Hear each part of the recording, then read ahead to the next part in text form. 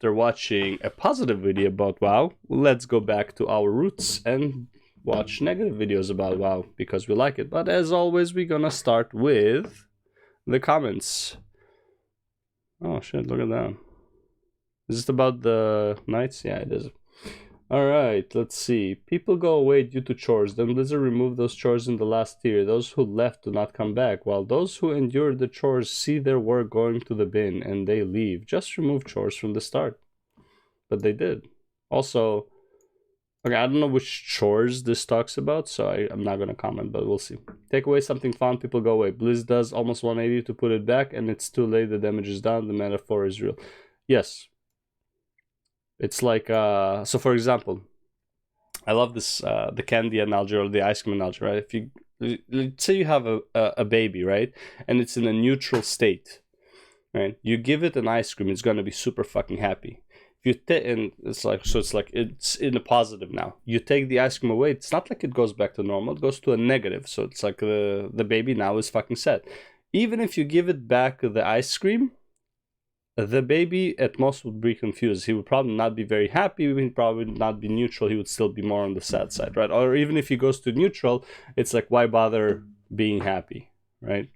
So all you did was you gave a reward, and then the baby is now neutral rather than being happy, right? So I think about playing again from time to time.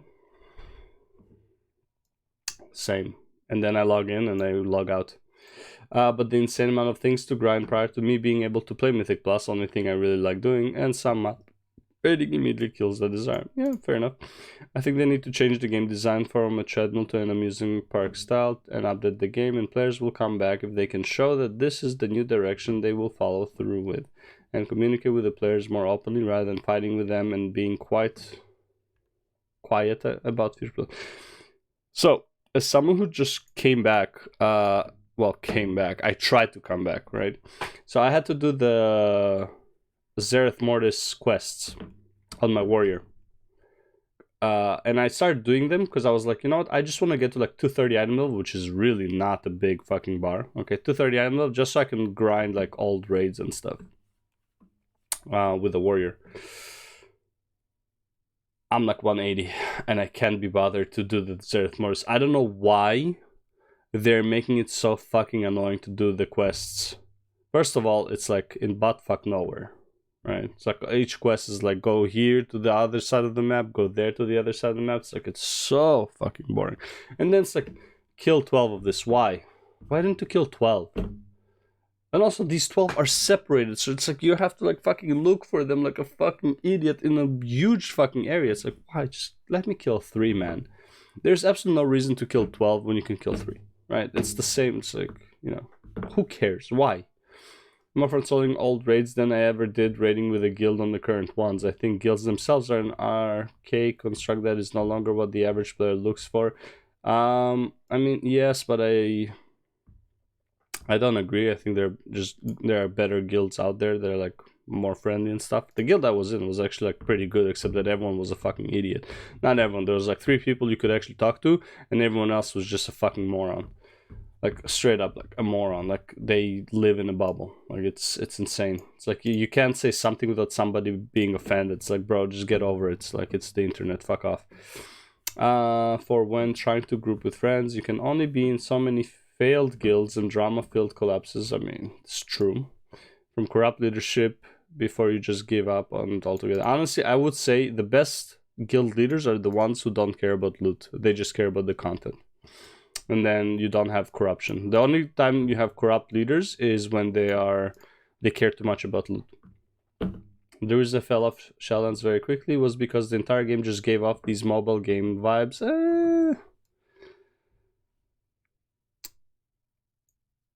Wouldn't you say that mobile games took the vibes from PC games though? Right? It didn't feel like a game world anymore. I mean, not the shops, but like a lot of the stuff, like the, you know, they just made certain grinds you did in PC games more friendly to mobile gamers. It just felt artificial and extremely gamey. I mean, like it was all going It was all about watching bars fill up and ranks increase and shit like that. I mean, have you played WoW? Have you seen reputation grinds before? Like that's all it is, right? It's like there was no world of Warcraft. It was just a bunch of lame game systems of Warcraft. Yep, it felt forced and like it wasn't a natural part of the rest of the game. Again, like I agree, but at the same time, I feel like that's what World of Warcraft always was, filling bars, right? An imaginary bar, right? It's like, did you really need to collect 1,000 fucking scales to open the gates of Ankh-Kiraj, right? It's like it was just a bar. You didn't have the bar in front of you, but it was a bar to fill up 1,000, right? So it's like, The moment I realized I had to switch covenants in order to continue staying optimal for mythic rating, I was originally a Ventir Retribution. You didn't have to. Retribution Ventir was actually like pretty solid. It's just learning to time, like the problem is it's like whenever you join a random group, it's just timing wise, it's hard to time your Ventir ability properly. I would say rule of thumb is as soon as possible on the first pull, save it for the boss, do it on the boss, then as soon as possible between bosses, unless it's like, you know, the boss, like if it's like, let's say Halls of Atonement, you would do first pull, boss,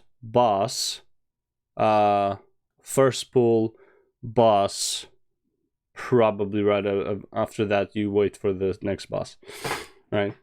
That's pretty much how I would do Halls. Every other one would be like as soon as possible boss, as soon as possible boss, as soon as possible boss, as soon as possible boss. That would be your like kind of go-to with using the Ventir ability for the most part, right? If you think about it, has a 4-minute cooldown, right? If you get it 6 times in a run, that's 20 minutes, right? So technically that's pretty much what a run is. Maybe 30 minutes, so it's like maybe two more procs, but it depends how many bosses. I ended up quitting a couple weeks later. This is during 7.0. Now the thing is, Ventir Ret was still fucking good. It just wasn't as easy or like as great or as on demand as what do you call it? The Bastion guys, whatever their fucking name was. What sucked was you couldn't do the other 2 covenants at all. I really want to be Maldraxxus Paladin, right? But you couldn't. It was so useless. Now you can, but before it was so fucking bad. It's not worth it.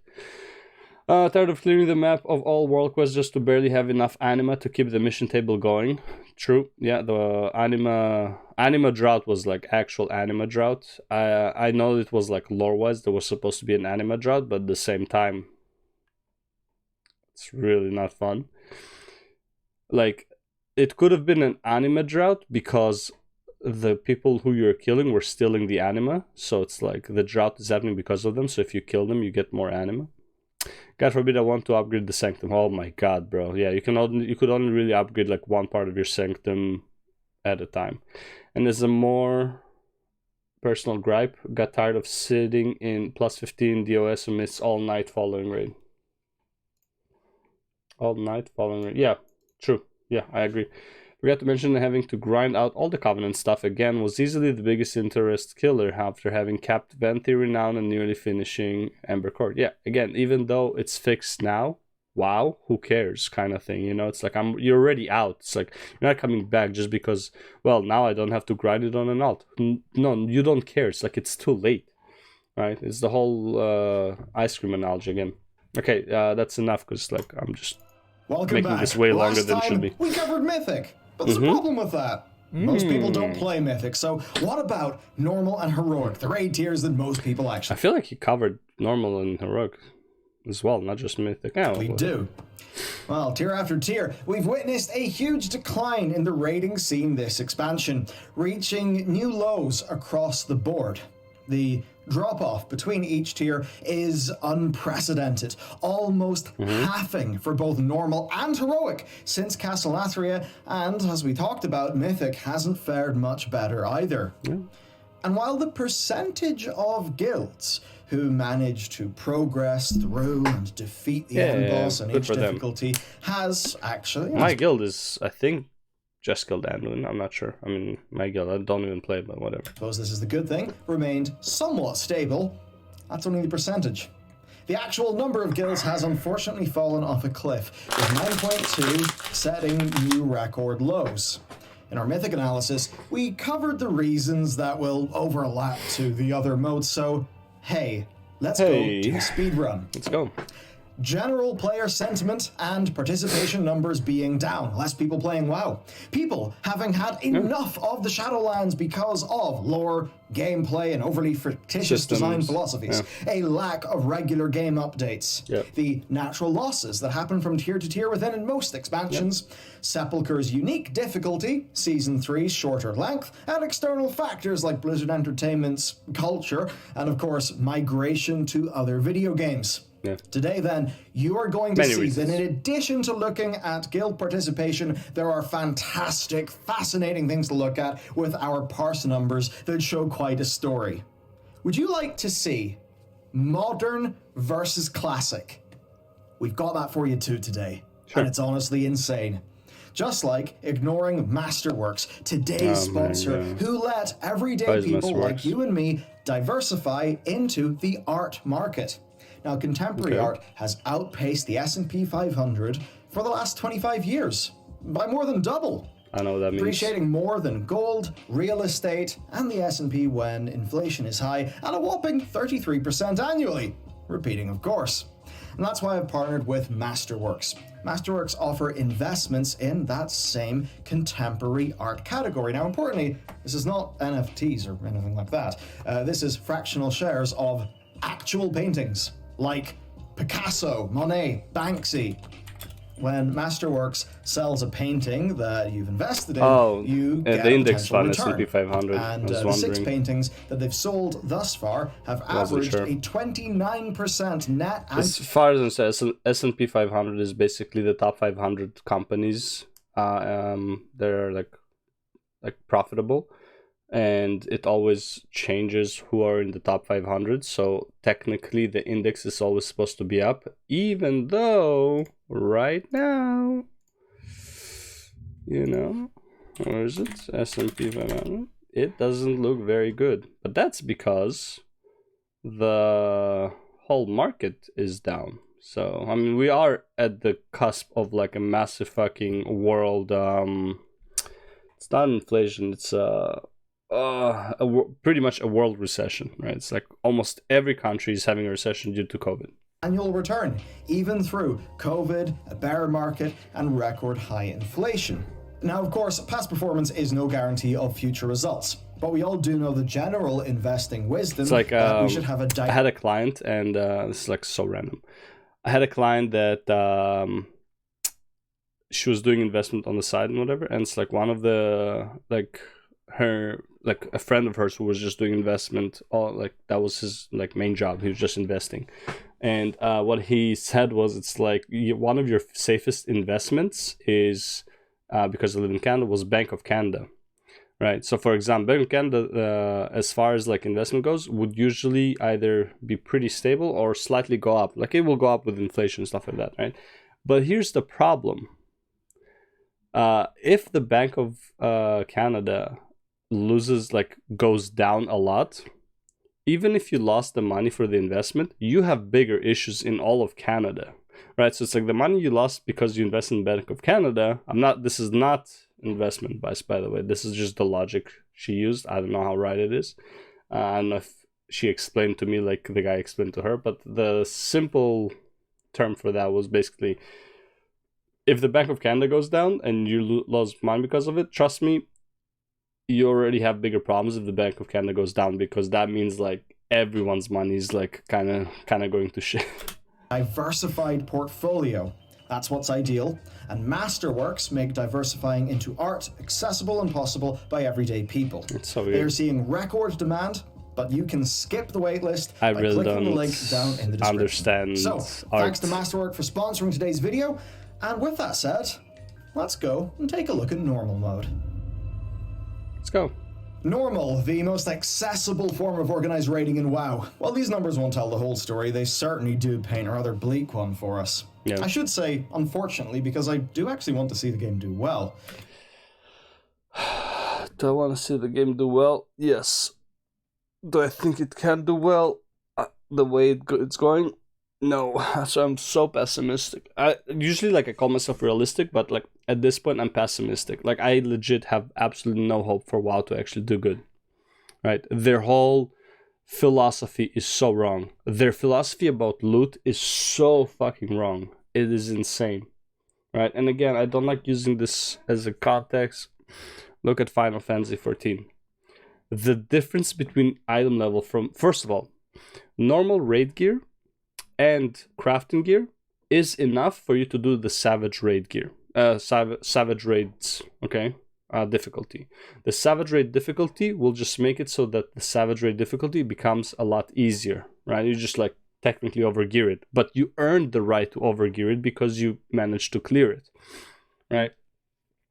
Their philosophy with gear is literally heroic gear, like heroic raid gear, is good enough for the first few bosses of mythic raiding, and then the first few bosses of mythic raiding will give you gear that will help you with doing the rest of the raid.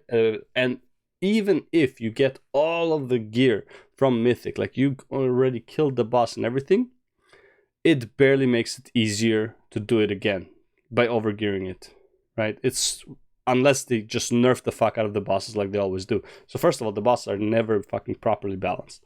That's issue number one. The second one is like they are taking their gear to as if it's like God, right? And it's like it's not God. Gear is there to just help you do the content, right? If you manage to do mythic on without the mythic gear, you should be rewarded by overgearing the raid, right? Though in my opinion, honestly, mythic raid should just be a boss rush type thing with only cosmetics, right? It has no reason to be a story mode. Mythic raiding is not story mode. It's literally there to challenge the top of the top. That's really what mythic raiding is for. Heroic raid should be the highest item level. Mythic plus should not be outscaling heroic gear. Okay, so normal, the most approachable raid difficulty excluding LFR. Yeah. You'd imagine it would be pretty stable, but it's actually the one that's experienced the largest decrease in participation ever during Shadowlands. Yep. While there were noticeable dips in Battle for Azeroth, they pale in comparison to the most recent few tiers. Looking back to Legion, you can see those numbers do look very stable. Yep. At least next to these two later expansions. What's changed since Legion then? Oh, a lot of change. First of all, regular patch releases. Story to the raid releases. For example, the reason, like the story was good to release the raid. Like you are, in order to assault Tomb of Sargeras, you were doing all that island stuff, and then it's like, in order to get to the, it wasn't really attunement, but it felt like you're doing attunement for like 11 weeks, right? So like when the Broken Isle, I guess, was released, and you had those like weekly quests, week by week for was 7 or 11.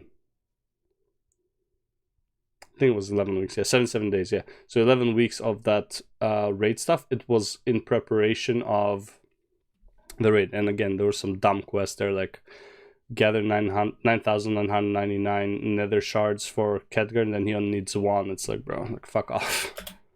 Well, but the story was good for the raids. The normal mode? Same with like Nighthold. You assaulted Nighthold after doing a lot of stuff in Suramar, right? It's like in preparation for Nighthold. Even though in order to go into Nighthold, you didn't really need to do the preparation. Well, one person needed to have the key to open the gate, but other than that. Relate the most to just average gamer interest in WoW, average player numbers, because of normal mode's more broad appeal and accessibility. And I think that means that normal mode is probably a pretty damn good indication of overall player losses. While we don't know overall player losses, I think normal mode shows us that they are probably very large. Yeah. Getting into the numbers then, Castle Nathria showed awesome promise, a total of 48,419 guild. First raid of the expansion. The hype was real. People were hoping that Shadowlands was the good expansion after BFA. There were so many reasons why Castle Nathria, like why 9.0 was brought a lot more players in, and wasn't even because of Shadowlands. It was because BFA was so shit that people got used to the whole like bad expansion, good expansion. Shit, I put a lot of eggs in that basket, and unfortunately, it didn't pay off. Guilds defeated the first boss, while 35,509 of those managed to clear the rest of the raid on normal difficulty, an 81.9% clear rate. That's pretty awesome when compared to BFA's Nyalotha. Yeah. And that's where the optimism ends. It is actually only downhill from here on. Yep. Now, while the percentage of normal guilds that managed to clear... And again, why was Eternal Palace so much better than Nyalotha? I would say just lore-wise more interesting. People knew about Ajara. It was more interesting. Nyalotha, I mean, as much as I think N'Zoth is cool, they really fucked it up, so can't even complain people not bothering with it. Though Nyalotha was pretty much a free raid for like everyone, so Sylvanas came in at a stable 82%. just there was no reason, I guess. The number of guilds that made up that percentage... I'm surprised about Sanctum being more than halved since Nathria. Given the 48k-ish guilds that managed to clear Nathria's first boss, well, only 21,649 seemed to come back to clear the first boss of Sanctum. That's a 55-ish% decrease in just one tier, something that we'd actually never seen before. Okay, so I'm just looking at the percentages, but if you look at the numbers, whew, it's like 82% of guilds cleared Sanctum Domination. That means that like there's so many less guilds. Holy fuck. 4.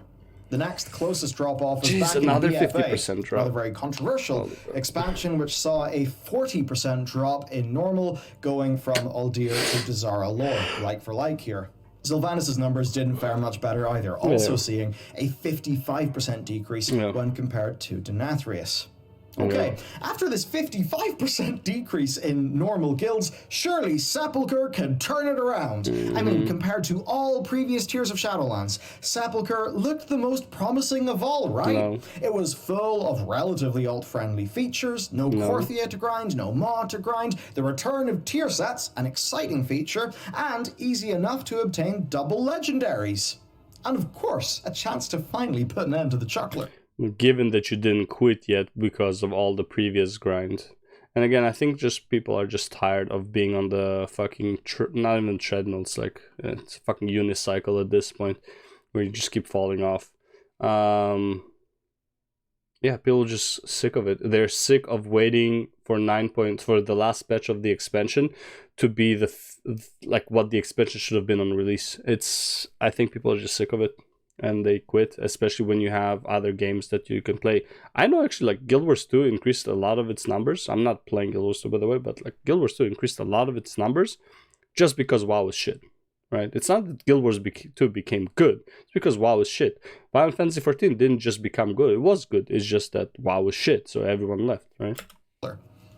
Well, while 9.2 almost certainly retained more players than another 9.1 style patch would have, it did not manage to bring back enough players to see an increase in raid participation. The thing is, it's like, bro, the hardest thing for a game to do is to lose its player base, right? Once you lost the player base, like, you're not gonna get those players back. It's like, it takes so much effort from the game to actually lose the player base. Like, the game has to really fuck up for devoted players, people who've been playing since fucking Classic, people who are like, love the game, this is part of their life, to actually stop playing the game, aka, you know, myself. I've been like this. WoW has been part of my life since I was 16, I guess, or some shit like that. I don't even remember, but since I was a kid, right? Yeah, like enough is enough, right? It's like when once you leave and it's like you understand it's like it's no longer part of your life. Like you come to terms that it's like WoW is no longer part of my life.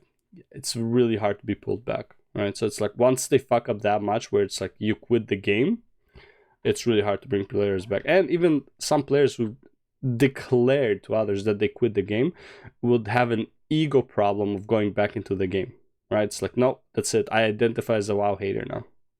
This is what it is. This is a bit that's a little bit sad, because in fact, it was during Sepulchre that we saw even more record lows for guild participation.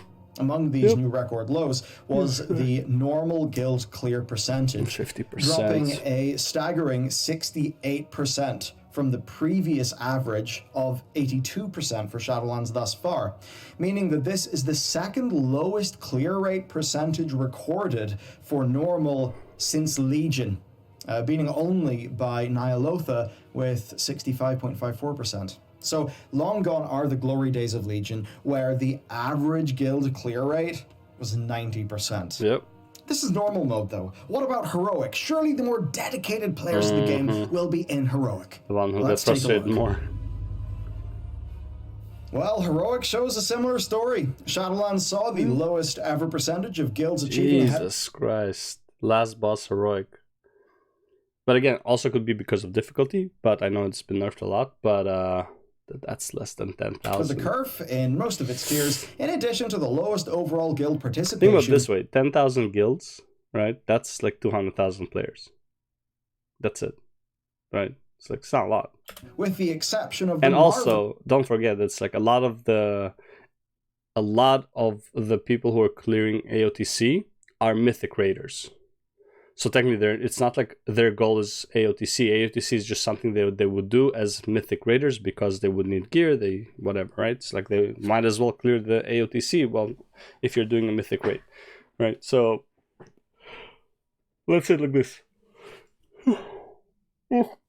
Out of these AOTCs, 5,000 of them are mythic raiders. 5,000 guilds are mythic raiders. Well, no, let's say 2,000, right? So it's not even out of the pool of 10,000. It's out of a pool of 8,000, right? So it's like you're already decreasing. It's like I can't consider, like I am thinking about this as like players whose goal is only AOTC. They don't want to do mythic raiding and shit like that. Their only goal is AOTC. The pool is even lower than that because it's a given that a mythic raider is going to get AOTC. Marvelously performing Castle Nathria. Digging into these numbers, we see the Nathria set a record. That being said, it is not a given that an AOTC, a mythic raider, is gonna do a normal clear. There's almost no reason unless it's an alt, right? And assuming there are no alts, right? I'm going like super fucking generous here. Assuming there are no alts, everyone who's clearing normal raid is usually just wants to clear the normal raid and maybe heroic. But like I don't see an AOTC guild bothering with normal too much, or like actually clearing the last boss of normal, because it doesn't really give them much. Heroic gear, just like the first boss, gives more gear than that, right? And you can get higher item level gear from Mythic Plus, and if you're doing heroic raid, you're doing Mythic Plus, therefore there's no reason for you to do normal at all, right? So that's the way I view it. If you're the Mythic Raider, there's still perks for you to get to do heroic, because heroic gear is still above Mythic Plus 15, except for the vault. In the number of guilds that started and finished a tier, but unfortunately this still translated into the lowest percentage seen for the number of guilds achieving ahead of the curve in recent history. Now, in a way that's not necessarily surprising though, because it actually follows the same trend that was seen during Uldir and BFA. Record high turnout for first boss kills, but a record low percentage of guilds actually making it through to that final boss. So, were the final 3 bosses too much? I don't know, did Stone Legion generals and stuff kind of hold people back too long? I'm not sure, but I do remember people considering Nathria to be like a proper good little challenge. Now, while Sanctum actually managed to see a slight increase in the percentage of guilds attaining curve, which I think does make sense when you think about the relative difficulty compared to Nathria, Also, don't forget, beating Sylvanas, legendary quiver, legendary bows, like legendary cape, legendary bow. I mean, more reason to do it compared to other stuff. Actual number of guilds plummeted. It plummeted from 42,778 in Nathria to 20,386 for Sanctum. That's a 52% decrease. Yep. For last boss kills, it was a 51% decrease. Not only does the percentage decrease set a new record, but the number of guilds that managed to defeat heroic Sylvanas at that time was the lowest ever for a heroic end boss, at the very least since This is, I'm Nightbolt. assuming, overall throughout the season, not just for, not like first few months or whatever. Now, if you think that Sanctum and Sylvanas, you think that's the end of our record lows for Shadowlands, then you are gravely wrong. Although Sepulchre, while not perfect, was much more player-friendly when compared to previous tiers, both for new/alt players and engaged raiders, heroic raid participation hit rock bottom. Only 13,279 guilds came back to clear just the first boss, compared to 20,386 for Sanctum. Sanctum itself, of course, was also a massive decline for Nathria. So bad. When we go to the last boss figures, though, reality hits you. Only 8,010 guilds cleared Heroic Jailer. That means 160,000 players, basically. 160,000 players got AOTC. Assuming... I'm not even gonna assume there's 2 million players at this point. It's so sad. I mean, wow. It sucks, man. Like, it's depressing to hear because, like, man, it's a game I kind of... It's a game I've been playing for fucking years, man. It sucks seeing it die, but also it's like... It deserves to die with how it's been treated, you know? It's like, for some people, World of Warcraft ended at Wrath. For me, personally, World of Warcraft kind of ended at Legion. Like, the whole... Finishing that story... There was nothing past that. I don't think they should have. They could have made Legion like expansion number 15.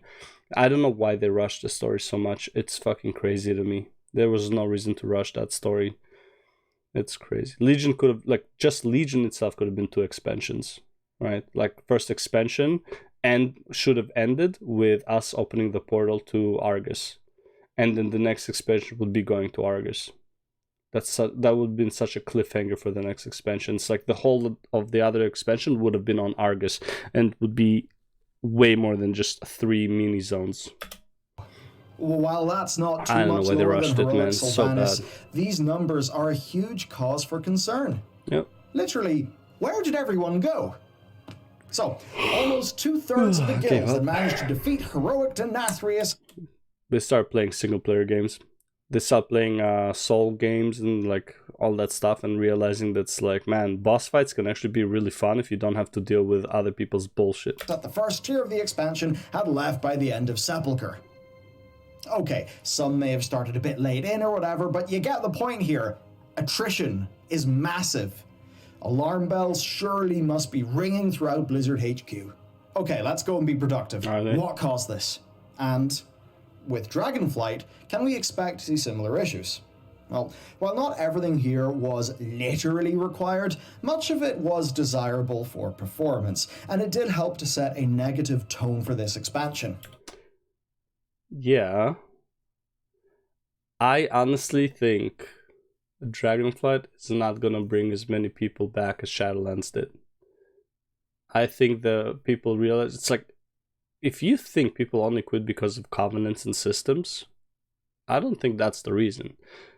I think that's it's a good contributor to the reason, but the main reason is the game is just extremely alt unfriendly. And even if they make Dragonflight more alt friendly, the bar is so low that's like anything, almost anything you can do will be more alt friendly, but it's still not going to be actually alt friendly, right? People are forced to play 1, maybe 2 characters. You have 37 or 38 specs in the game, bro. Like, how do you think people ever are gonna play everything and enjoy the game, right? It's like you legit cannot, right? You legit cannot. It's fucking impossible to play every fucking class and every spec. You can't explore the world at all. The game is just so not friendly for you to explore anything, right? Like, again, I hate doing this comparison, but like Final Fantasy you only have 1 character with all the jobs.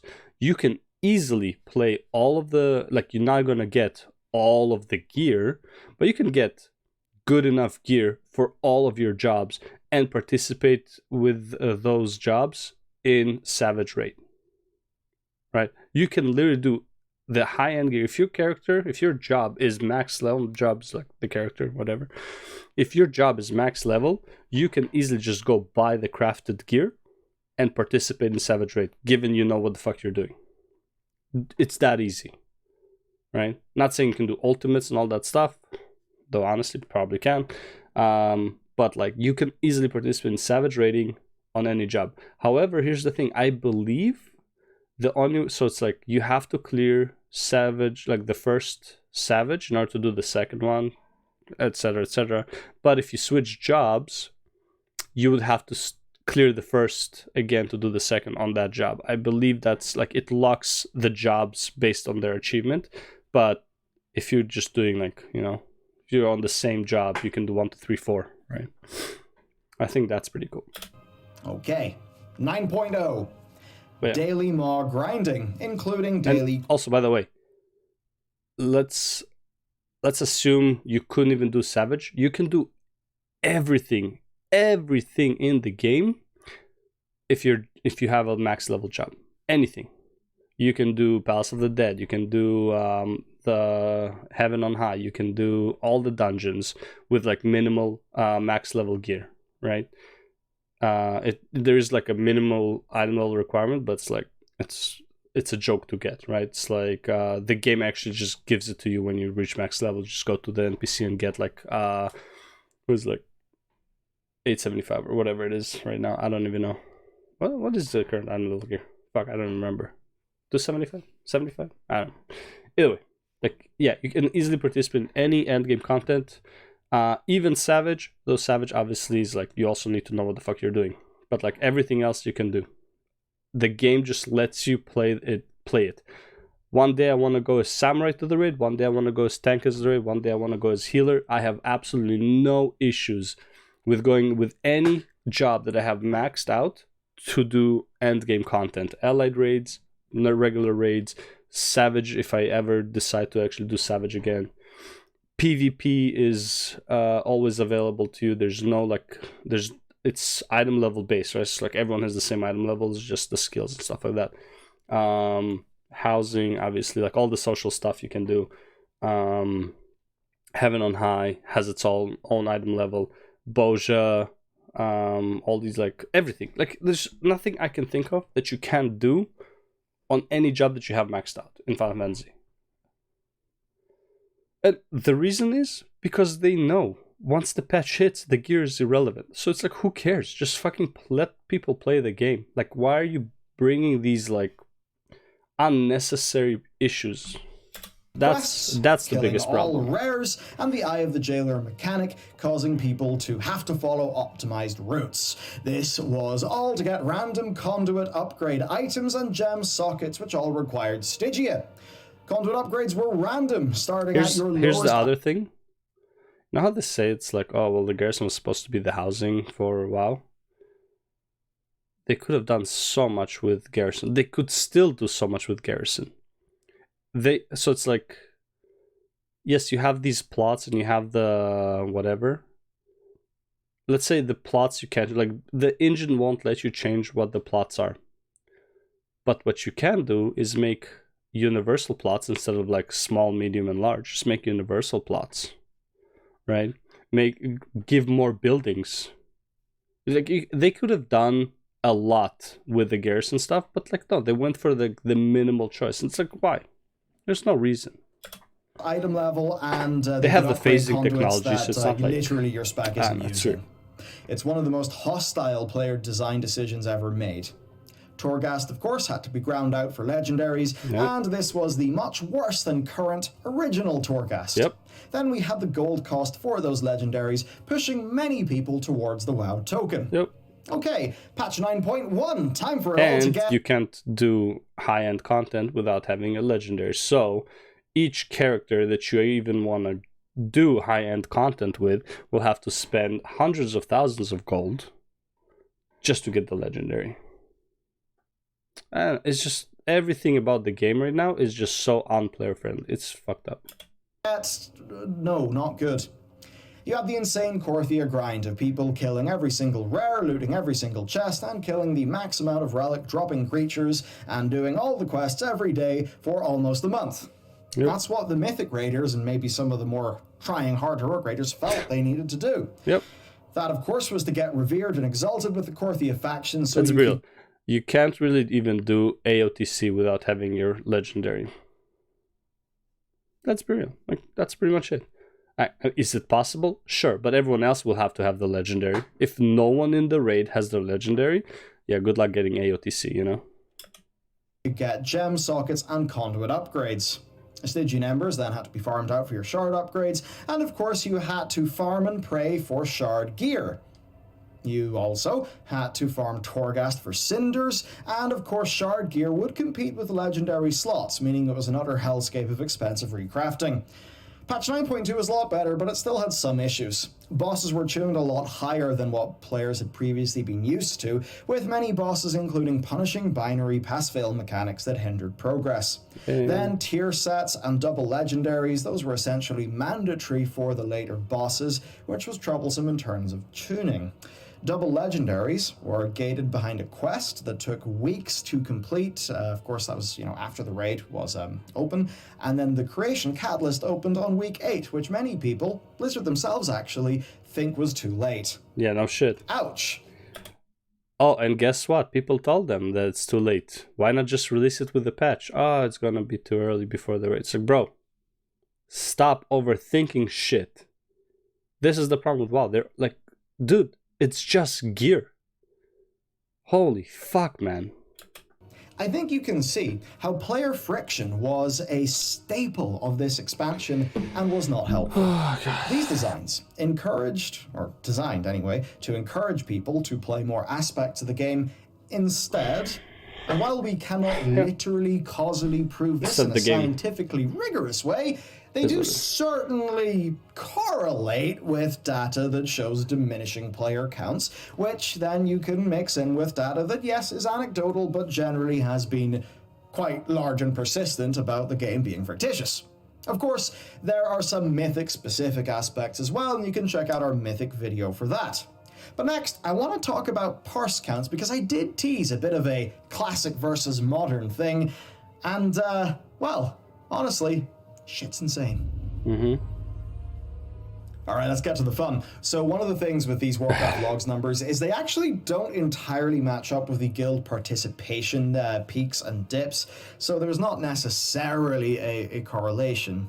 For example, there was a peak in guild raid participation in Uldir, but the number of parses recorded in Warcraft logs saw a decline. So just interesting quirks of data. There could be many other quirks of data here, which to be honest, was in the original. Just another thing to say that, yeah, numbers are down.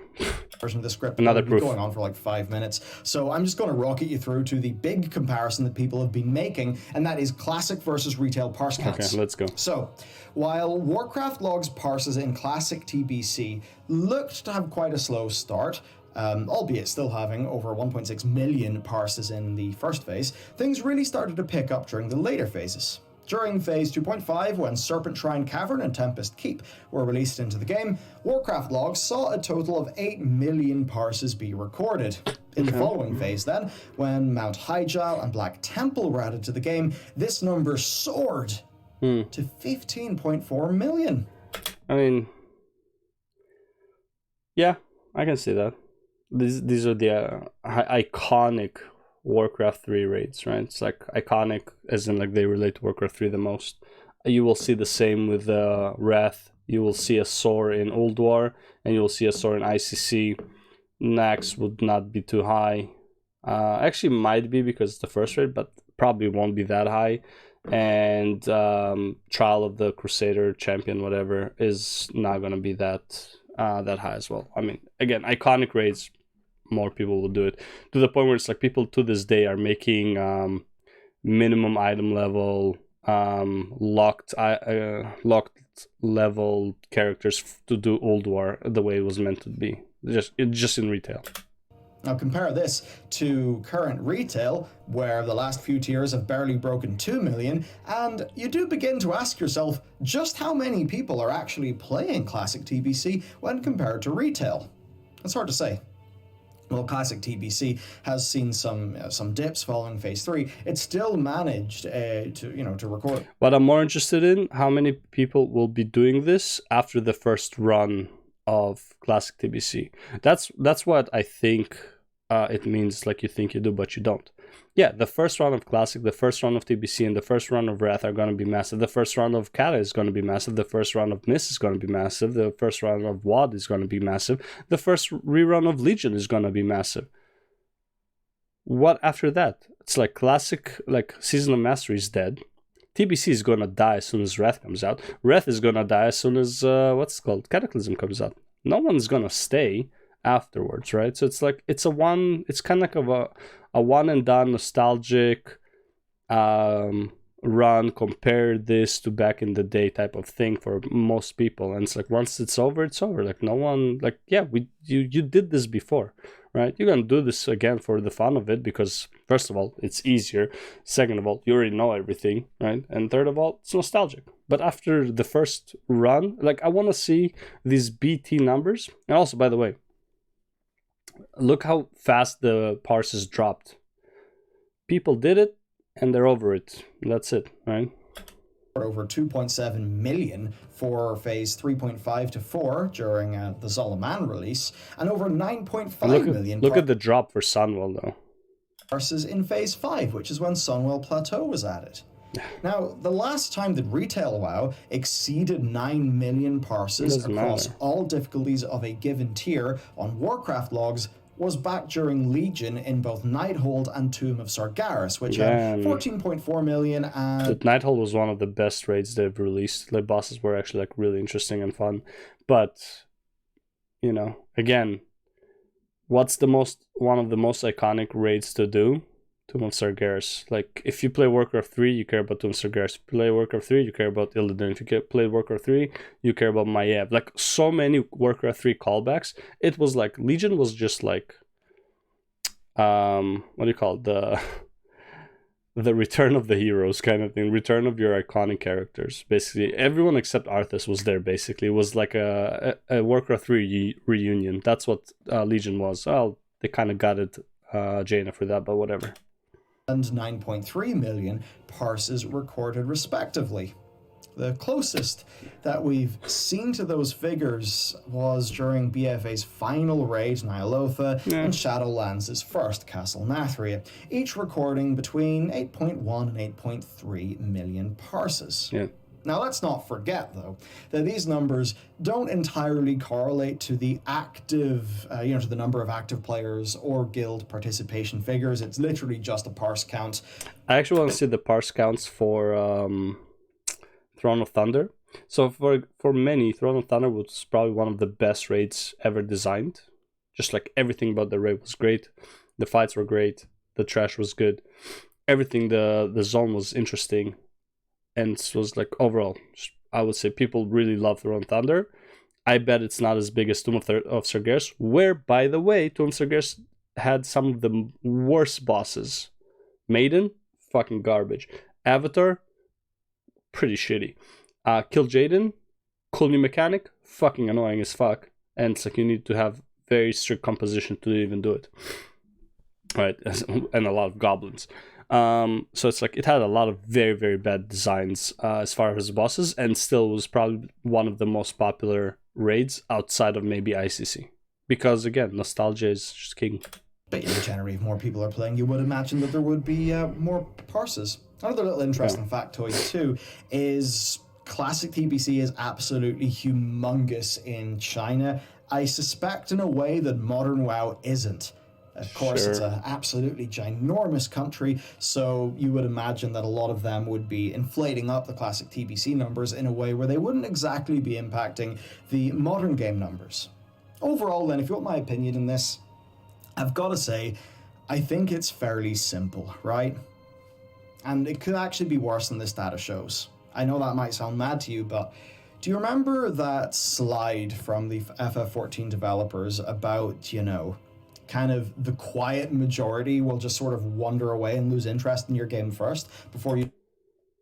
Fantasy 14. Running an MMORPG is like running a country. Did I so agree with that? If a dev team is the government, then players are the citizens. If citizens disapprove of your policies, they'll move to Canada. Bro, so fucking true. Or just move to Texas, where like the policies are better than California or Florida. Move to Texas or Florida. if California's, you get the point. Clarity, vision, and willingness to listen are keys to success. Without these, the government devolves into a dictatorship. Yo, kind of like Canada. Kind of like WoW, yeah. Learn to listen and adapt. A complaint is worth twice a compliment. I would say 10 times, right? It's like you want to see the source of the complaint. Not so much what the complaint is about, but also like not what he's complaining about, but about what's the source, what brought on to this complaint. The silent always leave first. If citizens are complaining, it means they still care. Dude, so agree. Creators must be players in their own realms. If the leaders don't live there, why would their subjects? Dude, so fucking true, man. I love this philosophy. It is so true. You start to hear the vocal people. So we were using guild kills. Now, guilds are going to be more active players, right? A guild player is probably going to be more sticky, more likely to stay around because they got friends to play with. Yeah. So guild numbers falling is absolutely terrifying. Oh, yeah.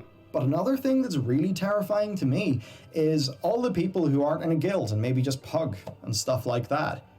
What are the silent losses of modern World of Warcraft? I mean, we don't really have a way to quantify that. I do think the game is healthiest when our guild numbers are going up, though. Now, I did say I would talk about Dragonflight in the context of today's video because my mission here is to see how WoW is actually performing. Shit. It's not to shit on it. It's not to tell people not to play it. It's to see what's actually happened. Like, so the thing is, like, he obviously wants WoW to succeed and stuff like that, and this is this video would be great for the development team to see, but this is very, very, very dangerous for like normal players to see.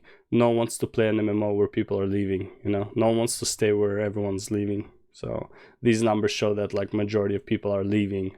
You don't want to be the last one on the train to leave, you know. You want to be on the first two, like not the first train, but it's like you want to be somewhere on the middle of the train.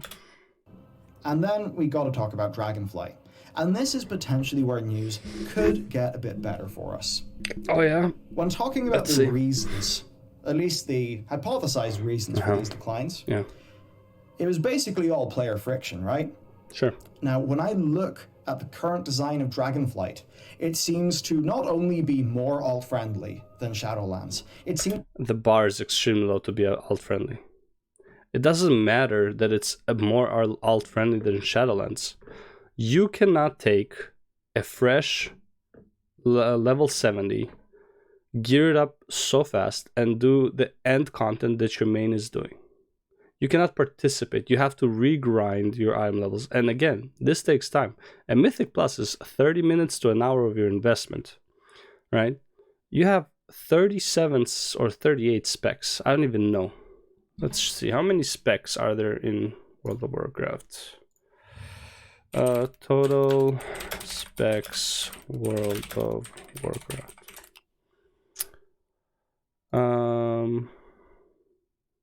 Jesus Christ.